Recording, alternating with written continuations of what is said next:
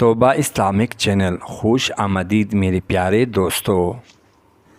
لوگوں پر ایک زمانہ ایسا آئے گا کہ روپے کے بغیر کوئی چیز کام نہ دے گی۔ ہم لوگ نیک بننے نہیں، صرف نیک دیکھنا اور کہلانا چاہتے ہیں۔ یہ منافقت کی سب سے اعلیٰ درجہ ہے۔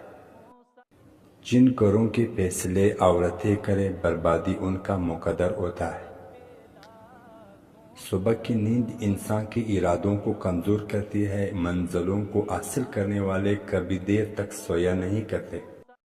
غریبوں کی آئے اور فارغ لوگوں کی رائے کبھی نہیں لینی چاہیے۔ درخت سے گرنے والے کوئی پتہ بھی ایسا نہیں جس کا علم اللہ کو نہ ہو۔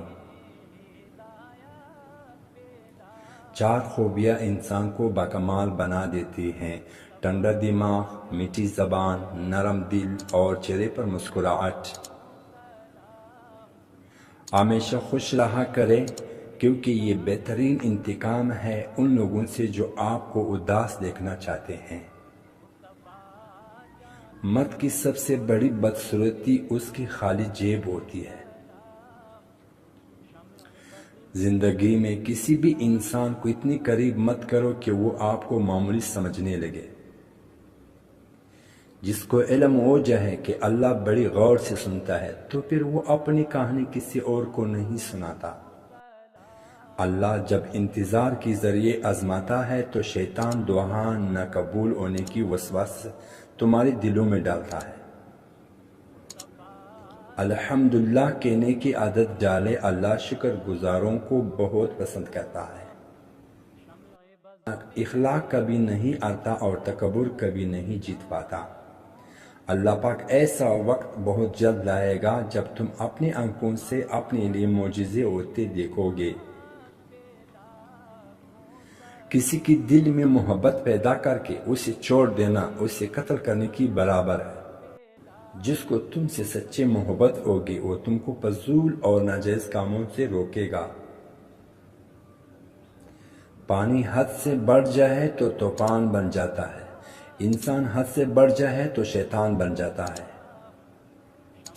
کسی دوسرے کی گرنے پر خوشی مت کیا کرے، کیا معلوم کہ کل کو تمہارے ساتھ کیا ہو جائے۔